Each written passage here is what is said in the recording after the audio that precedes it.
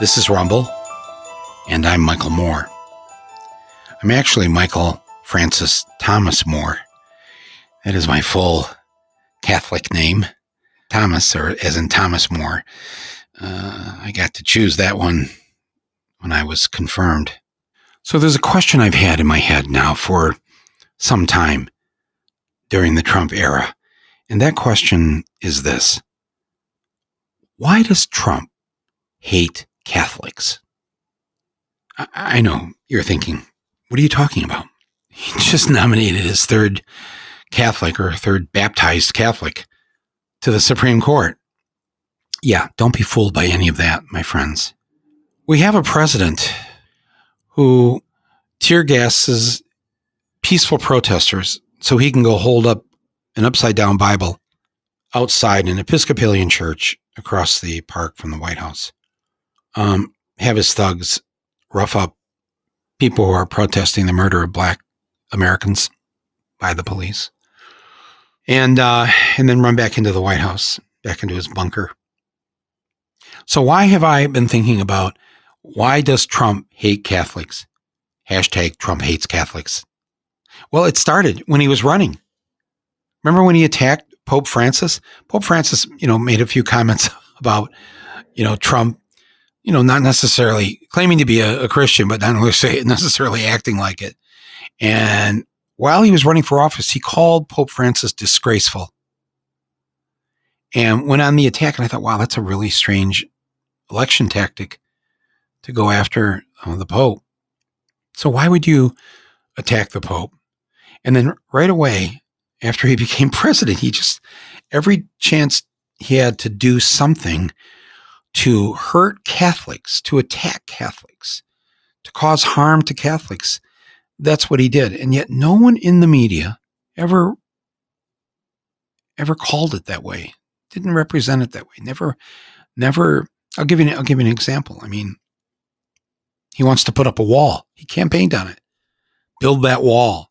Build that wall for against who? For what reason? To keep out Catholics, right? I mean, the wall on the Mexican border is a wall to keep out Catholics because the vast, vast, vast majority of Mexicans, of course, are Catholic. But the media reported it as he wanted to have this wall. Well, let's see, they would say it at first. You remember they didn't want to say it when Trump lied all the time. They would never use the word lie. So the media would say it's to keep out illegal immigrants. That's the purpose of the wall. And then occasionally, especially after his big announcement, where he called Mexicans rapists and criminals and all this, then they'd say Mexicans, but they'd never say Catholics. And I thought, why don't you just say it? It's the truth. He wants a wall to keep out Catholics. Can you imagine a president who said he was going to build the wall, and you could see that the main purpose of the wall was to keep out, pick any other religion or ethnic group.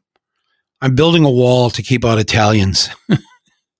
I'm building a wall to keep out Baptists.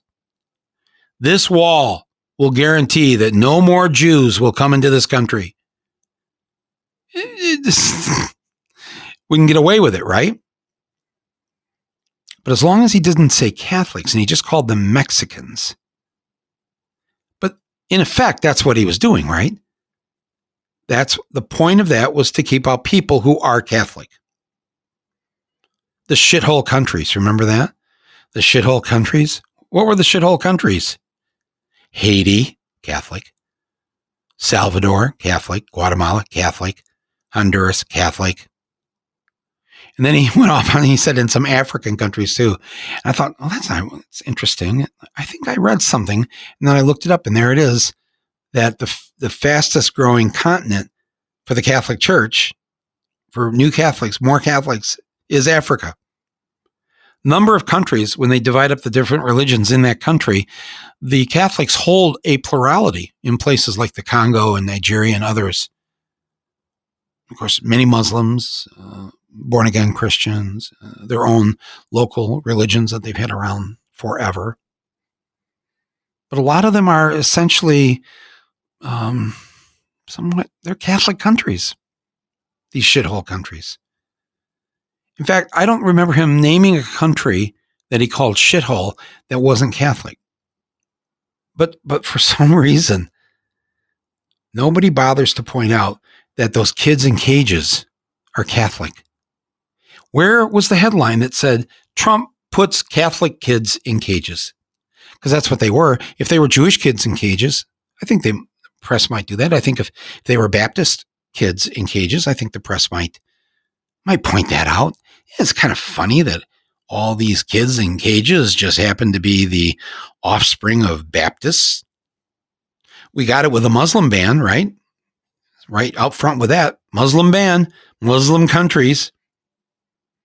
But countries where the population is 90% plus Catholic, this never gets pointed out, and it doesn't get pointed out by the church. I know there are some good bishops and priests and nuns who've, pointed this out, and certainly the Pope has tried to point it out in his own kind of nice way. But why not just say it? Trump warns Americans of Catholic caravan heading toward U.S. Because that's what it was, right? It was a caravan of hundreds and then thousands of Catholics seeking refuge in the land of the free, seeking help from the dangerous and difficult situations that they were in their Catholic countries. And yet no one would refer to them as Catholic refugees. Catholic child separation. The Trump administration today announced that it was expanding its program to separate Catholic babies from their parents. Well, no, you can't say that, right? Does anybody see this? How about the way that he just attacks Catholics, people of faith? How about the way that he attacks Joe Biden? First of all, at the convention, Trump has Lou Holtz, the former Notre Dame football coach, up on the stage of the Republican convention saying that Biden is a, quote, Catholic in name only. I mean, Biden, I think everybody knows by now, right? He goes to Mass every Sunday. He's like a true blue Catholic. This guy is Catholic through and through. And yet Trump says, here's a quote from Trump in Ohio. It says, Biden is following the radical left agenda, which is take away your guns, destroy your Second Amendment, no religion, no anything, hurt the Bible, hurt God. That's Trump going after someone who may become only our second Catholic president. What's up with that? How come that isn't getting discussed? Where are the Catholic leaders speaking out against this? An awful hurricane, Hurricane Maria, hits Puerto Rico. And Trump sends none of the help that they need, goes down there himself, mocks them, throws rolls of paper towels at them. Who's the them? Puerto Ricans. What are Puerto Ricans? Right. It's a Catholic island. These are American citizens. Maria. No headline there. The Catholic hurricane, the hurricane that nearly destroyed Puerto Rico, the Catholic territory. And then he thinks by putting these Catholics who don't act like Catholics at all, Gorsuch was baptized and he's switched now. He's Episcopalian, which is like Catholic light. Basically, their priests can marry. That's the big difference, I think, between Episcopalians and Catholics. They both have Mass. They both do the whole thing. But Kavanaugh is Catholic? Really? Clarence Thomas is Catholic. Okay, look, I don't want to sit in a judgment seat here, folks, but, you can read the book of rules. It's called the New Testament. If you're a Catholic, what this conservative Supreme Court has done to harm people, all people, not just Catholics, to hurt the poor, to hurt efforts toward real peace, it's really odd. If you read the rare writing from Clarence Thomas in an opinion, you don't see a lot of Catholicism coming out there. You don't see a lot of love your neighbor as yourself. What you see from the Catholics on the court is frankly a lot of hate. And the Pope, without wanting to be political, has tried to say things every now and then. This Pope and John Paul II, who was a more conservative Pope, they both have said that our economic system that we have in this country is one of greed, and it's a sin. This modern day capitalism is a sin. It's wrong. They've made it clear that the death penalty is a sin. You cannot take another's life, even when they commit a crime. That's the Catholic faith. And yet, these justices and Catholics who are Republicans in the Senate and the House are very pro-death penalty. So it's confusing, I know. But in Trump, they have somebody who has no religion, whether he doesn't fake it though. He doesn't go to church and pretend every Sunday that he's a Christian. He has one belief system. It's called Donald J. Trump. That's who he believes in. And now he's nominated to the Supreme Court. I'm not going to get into whether she's a Catholic or not a Catholic, or a good Catholic or a bad Catholic, or whatever.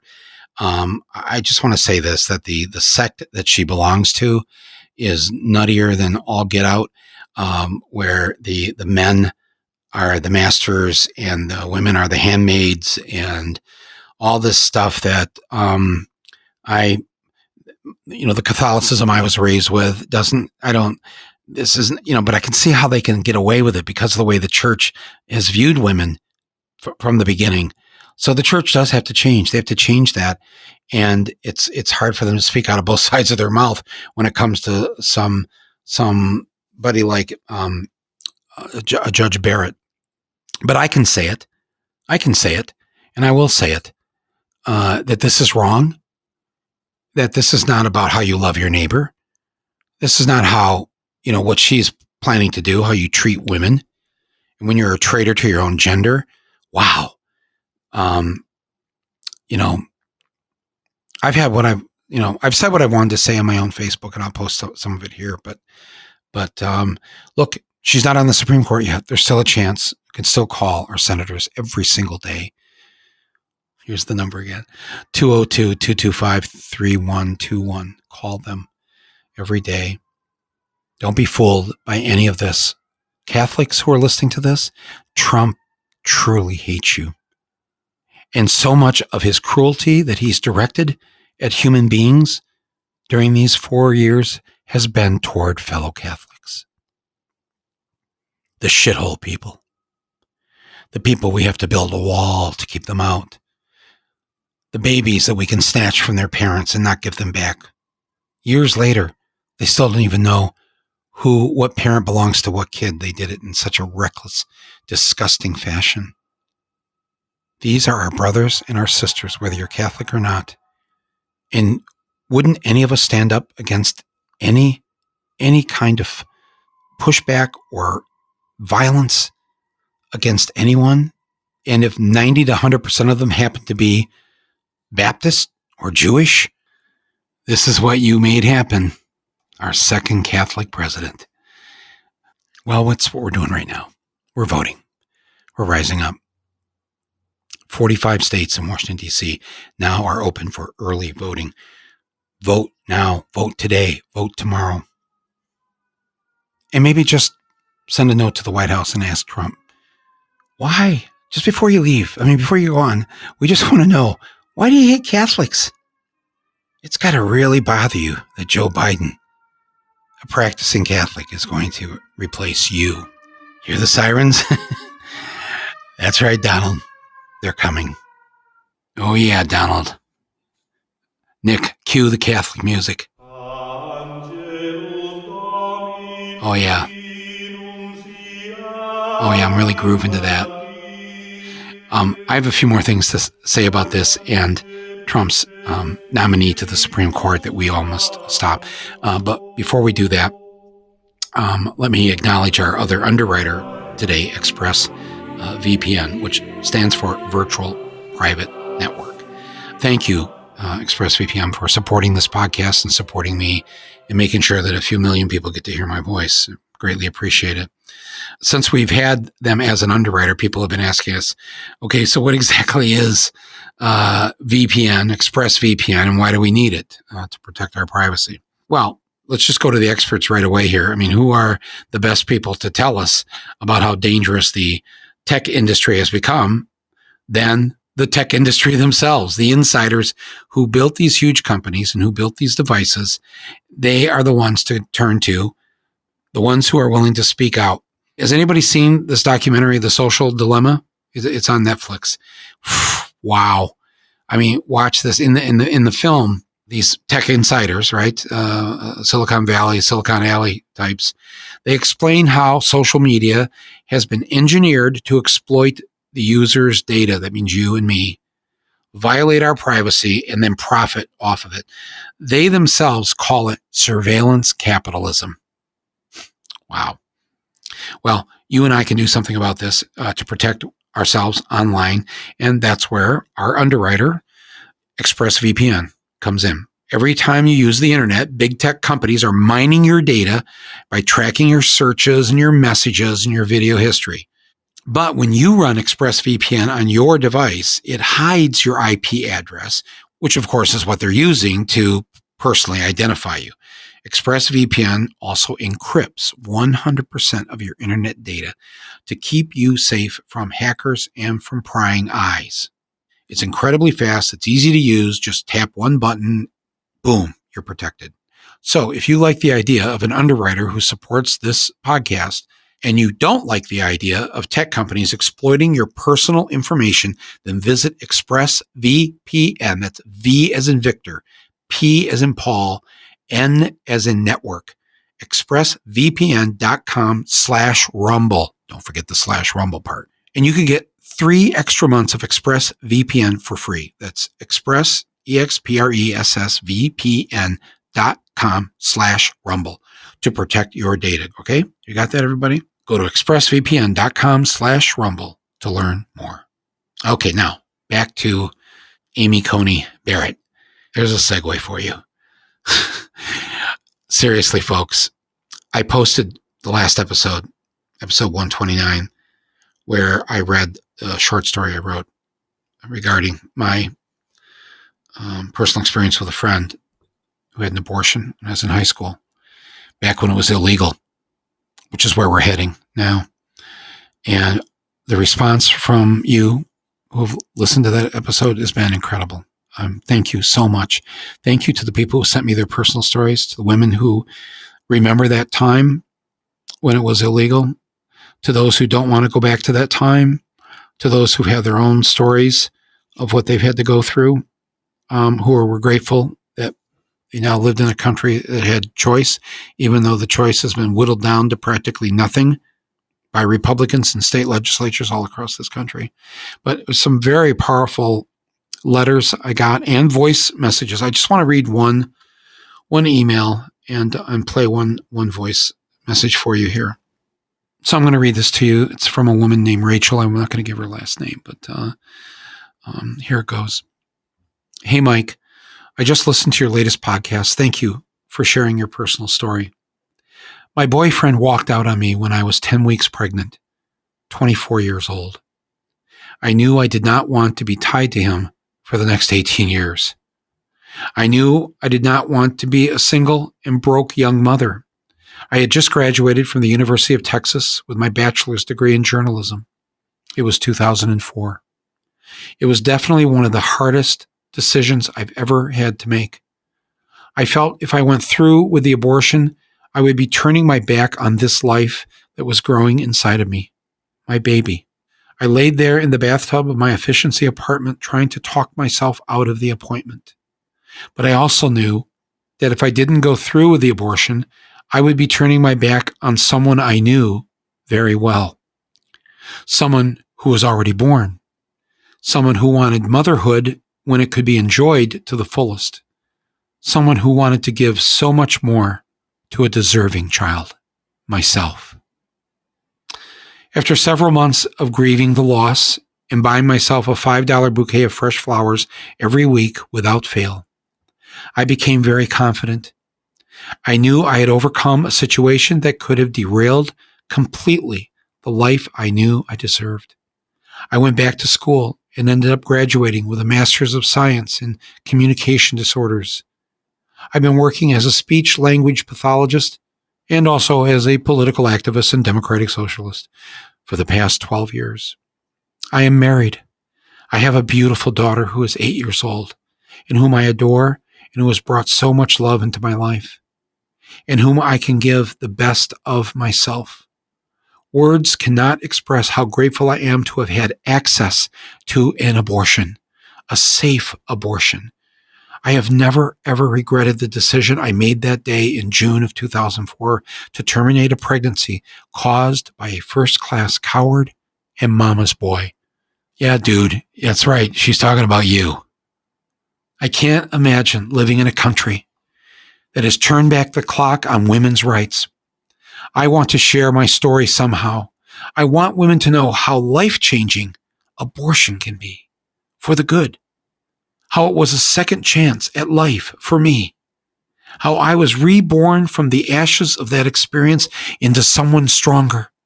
Someone whom I can respect. Thank you, Michael, and to all of you out there for listening to this story. I'm a longtime fan, and I'm a happy mom. Rachel from Texas. Thank you, Rachel, for sending that along. I want to play a voice message I received. All of you listening to this, you can send me a voicemail. Hi, Michael. My name is Jade, and I reside in Charlotte, North Carolina. Been listening to your podcast for about 2 months now. I know your films. I know your work. I have to tell you, this podcast really, this one hit me deeply. I'm having a difficult time today not thinking about it. Thank you for sharing that with us. Thank you for all that you do on a daily basis, on television, movies. You are an incredible, incredible man. Keep it up. Having a difficult time choking back here. I've been a little teary-eyed listening to that. It was very difficult. Just wanted to let you know that there are people out here that you are making a difference for. Thank you so much, sir, and have a wonderful weekend. Wow, you see, everybody has a story, right? He didn't tell us any of the details, but you know that in his life, the story that I told of something that happened in my life when I was 17. Well, thank you for listening to this episode here on Cue the Sunday Morning Music. Maybe we'll close with a song here from Bruce Springsteen. I went to see his show on Broadway a couple years ago. I went there one night, Tom Morello and I, Tom from Rage Against the Machine. And we sat there and had our minds blown by this incredible show. And you can see it now if you have Netflix. They did a recording of it, and it's just beautiful. I didn't realize that he had been sort of raised Catholic. I guess they come from a Catholic home, but he talked about what that means to him and what it meant to him and what he's gleaned from it now in his older years. He essentially sort of near the end or at the end of the show, he ends it by saying the Our Father, the Lord's Prayer. It comes out of nowhere, very unexpected, and very powerful in terms of how he related to it. I do admire that part about Biden. You know and I know he means it. And so much of his politics, they may not be everybody's politics. You may agree with 50% of what he thinks or does or whatever, but you can see that it feels grounded in a belief system that says we have to treat each other better and we have to look out for those who don't have what we have. I'd rather somebody like that in the White House, not religious-wise, just those values. It seems like it's been some time. Maybe we've never really had it as good as we could have it, but I do believe that things could get better. We can at least have that hope, right? Not a false hope, a real hope. The other day, it was John Lennon's, would have been his 80th birthday. He was killed in New York City 40 years ago, this coming December here. And they played his last radio interview that he did with RKO Radio. And in the interview, he says, we don't know about the future, but we do know wherever there's life, there's hope. We're still alive. We've lost people this year. Awful, awful. Those of us who are still alive have a responsibility in their name and in their honor to fix this awful dark mess we're in. And that's what we're doing right now. People are lined up around the block all across America. Well, that's it for today. Lots to think about. Thank you, fellow recovering Catholics. And for those of you who aren't, thanks for letting me share some of this. And I think we'll go out on a Springsteen song. It's called Jesus Was an Only Son. To all the other only sons out there, have a good day. Get active. Do something. We've got very little time left. Be well. This is Michael Moore, and this is Rumble. Well, Jesus was an only son as he walked up Calvary Hill.